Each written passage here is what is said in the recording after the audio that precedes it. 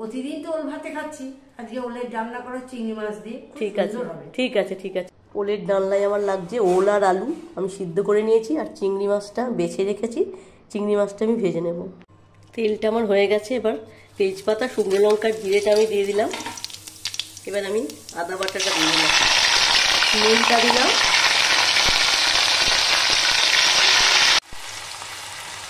টমেটোটা দিয়ে দিলাম। এবার আমি জিরে লঙ্কা আর হলুদটা একটা পেস্ট বানিয়ে রেখেছি আর ধনে গুঁড়ো ওটা আমি দিয়ে দিলাম। এবার ভালো করে এটা কষিয়ে নিতে হবে।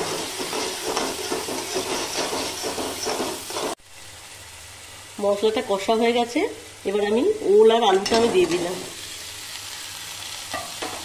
এবার ভালো করে এটা মিশিয়ে দেব, 5 মিনিট একটু কষিয়ে নিতে হবে।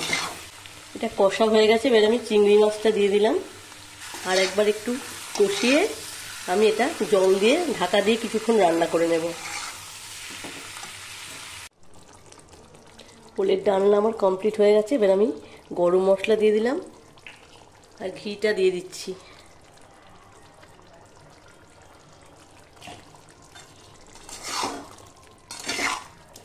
দেখো ওলের ডালনা আমার পুরো কমপ্লিট হয়ে গেছে।